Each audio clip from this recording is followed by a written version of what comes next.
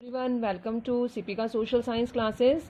सो students, आज हम इस लेक्चर में अपना न्यू टॉपिक स्टार्ट करेंगे, that is did women have a revolution. इससे पहले हमने स्टूडेंट पढ़ा था, जो हमारा प्रीवियस टॉपिक था वो था डायरेक्टरी रूल्स फ्रांस, जिसमें मैंने आपको डायरेक्टरी के बारे में बताया था और पूरी स्टोरी रिलेट करके बताई थी कि कैसे कैसे हुआ था। अब ये आपका स्पेसिफिक सेक्शन है जो सिर्फ वुमेन से रिलेट है कि वुमेन ने कैसे कैसे रेवोल्यूशन में पार्टिसिपेट किया और पार्टिसिपेट करने पर क्या उन्हें उनका रिकॉग्नाइजेशन मिला, क्या उनकी कोई जो सिचुएशन थी क्या वो चेंज हुई, क्या वुमेन ने पार्टिसिपेट किया उनको उसका कुछ फ़ायदा हुआ, उस सब के बारे में हम इसमें पढ़ेंगे। तो स्टूडेंट्स, वुमेन ने एक्टिव पार्टिसिपेट तो किया था किसमें? फ्रेंच रेवोल्यूशन में, क्योंकि जिस टाइम पर जो लोग थे बिजी थे, मतलब मेल जो सोसाइटी थी वो बिजी थी या तो वॉर लड़ने में या फिर कॉन्स्टिट्यूशन को फ्रेम करने में, तब वुमेन का प्रोमिनेंट रोल था कि उन्होंने घर को भी संभाला और बाहर की सारी सिचुएशन भी देखी। तो वुमेन ने एक्टिवली पार्टिसिपेट किया था, पर क्या उन्हें उस रेवोल्यूशन में पार्टिसिपेट करने का कुछ फ़ायदा हुआ? तो स्टूडेंट्स, हमने उसी के बारे में हमने पढ़ना है। एक्सपेक्टेशन डिड नॉट मीट, उनकी एक्सपेक्टेशन के अकॉर्डिंग उन्हें रिकॉग्नाइजेशन नहीं मिली। मेनली जो वुमेन थी, थर्ड स्टेट की वुमेन थी, उनको they had to work for living, उन्हें काम करना पड़ता था अपने घर का गुजारा चलाने के लिए, अपनी लाइफ को चलाने के लिए। तो वो क्या काम करती थी? या तो फ्लावर सेलर की तरह वर्क करती थी, वेजिटेबल सेलर, फ्रूट सेलर, या जो प्रॉस्पेरियस लेडीज़ थी, प्रॉस्पेरियस जो फैमिलीज थी, उनके घरों में डोमेस्टिक वर्कर्स की तरह वर्क करना पड़ता था। तो वुमेन की जो सिचुएशन में कोई ज़्यादा सुधार नहीं आया, कोई ज़्यादा इम्प्रूवमेंट नहीं हुई। Most of them did not have access to education, उनमें से कुछ लेडीज़ को एजुकेशन लेने का भी राइट नहीं था। एजुकेशन सिर्फ जो प्रॉस्पेरियस फैमिली की लेडीज़ थी उनको ही राइट था कि वो एजुकेशन ले सकती थी। बाकी जो पुअर फैमिली से बिलोंग करती थी, मिडिल क्लास फैमिली से बिलोंग करती थी, उन्हें एजुकेशन लेने का कोई भी राइट नहीं था। वो अपने घर पर they had to take care of their family, उन्हें अपनी फैमिली की टेक केयर करनी, बच्चों को संभालना, घर के सारे काम काज करना, सिर्फ यहीं तक उनका रोल सीमित था। तो अगर वुमेन काम करती थी किसी भी जगह पर, मतलब एज ए डोमेस्टिक वर्कर ही काम कर रही हैं, फ्रूट सेलर का काम कर रही हैं, पर उनके जो वेजेस थे मैन के अकॉर्डिंगली अगर हम देखें, कंपैरेटिवली देख लें, तो उनके जो वेजेस मिलते थे वो बहुत ही लो होते थे, जिनसे उनका लिविंग, मतलब उनकी लाइवलीहुड चलाना उनको बहुत मुश्किल हो जाता था। तो जब रेवोल्यूशंस आए, जब जैकोबिन्स क्लब एस्टैब्लिश हुए, तो अपने वॉइस को रेज करने के लिए उन्होंने भी अपने पॉलिटिकल क्लब एस्टैब्लिश किए। जब उन्होंने अपने पॉलिटिकल क्लब एस्टैब्लिश किए तो उनमें से कितने क्लब्स थे? 60 क्लब्स थे, और उनमें से प्रोमिनेंट क्लब जो थे वो थे द सोसाइटी ऑफ रेवोल्यूशनरी, और क्या था? Republic women. ये क्लब जो थे जिसमें वुमेन ने पार्टिसिपेट किया, अपनी अपनी वॉइस रखी।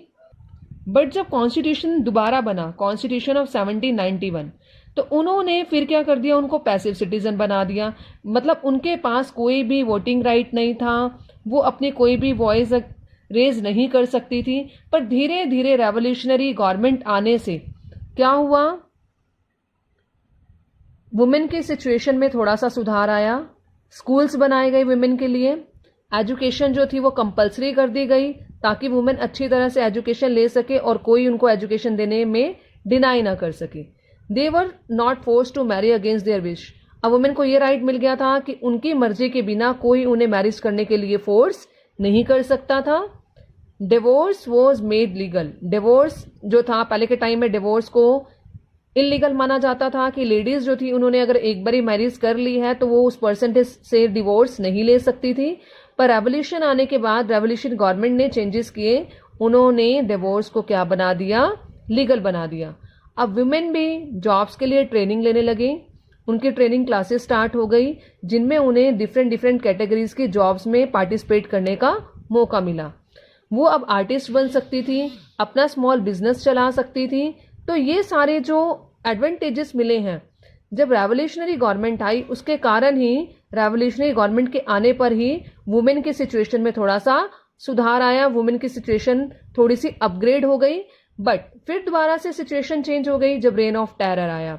रेन ऑफ टेरर किसके टाइम की बात हो रही है? ये मैक्सिमिलियन रॉबेस्पायर के टाइम की बात हो रही है, जिसमें उसने स्ट्रिक्ट पॉलिसीज अडॉप्ट की थी, जिसकी वजह से लोगों को अपनी वॉइस रेज करने का राइट नहीं था। तो वुमेन की सिचुएशन वहाँ पर बहुत ज़्यादा वर्स हो गई थी, क्योंकि वुमेन ने जो पहले क्लब स्टार्ट किए थे ताकि वो अपने डिस्कशन कर सकें, अपनी जो सिचुएशन है उसमें सुधार ला सकें, अपने लिए अपना रिकॉग्नाइजेशन कर सके सोसाइटी में, बट रॉबर्ट्सवायर्स के आने के बाद, मैक्सिमिलियन रॉबर्ट्सवायर के आने के बाद सारे वुमेन क्लब्स क्या हो गए, बैन कर दिए गए, क्लोज कर दिए गए, उनके पॉलिटिकल एक्टिविटीज को बंद कर दिया गया। और जो प्रोमिनेंट लीडर्स थी, जो प्रोमिनेंट वुमेन थी जो इसे पार्टिसिपेट कर रही थी, उनको अरेस्ट कर लिया गया। और अरेस्ट करने के बाद उनमें से जो जिनका एक्टिव पार्टिसिपेशन था वुमेन को वोटिंग राइट्स दिलाने में, उनको एग्जीक्यूट भी कर दिया गया, मतलब उनको फांसी की सजा भी सुना दी गई। तो इन पूरे रेवोल्यूशन में, फ्रेंच रेवोल्यूशन में, वुमेन को रिकॉग्नाइजेशन इजिली नहीं मिल पाई थी जैसे मैन की थी। ना तो उनके पास वोटिंग राइट था, ना उनके सोसाइटी में ऐसा कुछ स्टेटस था कि जिनसे उनको रिकॉग्नाइज किया जा सके। और रेन ऑफ टेरर आने के बाद, मतलब मैक्सिमिलियन रॉबर्ट्सवायर के टाइम पीरियड में, तो सब कुछ उनसे छिन गया था, उनके पास कुछ भी नहीं था। उसके बाद फाइनली कुछ ऐसी लीडर्स थी जिन्होंने विमेन को रिकॉग्नाइजेशन दिलवाने के लिए काफ़ी एफर्ट्स किए, क्योंकि जब पहले नेशनल असेंबली बनी थी तो नेशनल असेंबली ने जब राइट्स प्रोवाइड किए थे तो उस राइट्स का क्या नाम रखा था, declaration of the rights of man and citizens. उसमें कहीं भी विमेन की बात नहीं आई थी, विमेन को राइट देने की बात नहीं आई थी, क्योंकि जो वो declaration of rights of the man and citizen बना था उसमें स्पेसिफिकली किनको राइट मिला था, सिर्फ मैन को राइट मिला था। बट ओलंपे दे गॉगेस, उन्होंने क्या किया, वुमेन के बारे में सोचा, वुमेन के लिए फाइट की, काफ़ी टाइम तक वो लड़ती रही। 1791 में जो declaration of rights of man and citizen था उसमें चेंजेस करके उसको किस में कन्वर्ट किया, declaration of the rights of women and citizens. क्योंकि declaration of rights of man and citizen, they excelled और they excluded women from basic rights. तो उन्होंने न्यू फॉर्म किया, न्यू फॉर्मेशन लेके आए, declaration of the rights of women and citizens.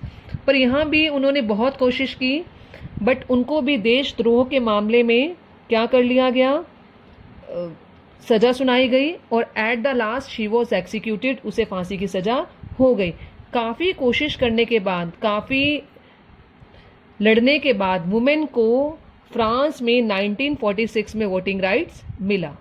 तो ये था स्टूडेंट्स हमारा सारा वुमेन के बारे में, कि वुमेन का क्या रोल था फ्रेंच रेवोल्यूशन में, कैसे उनको रिकॉग्नाइजेशन मिली, वो सब कुछ इसमें बताया गया है आपको। Thank you students.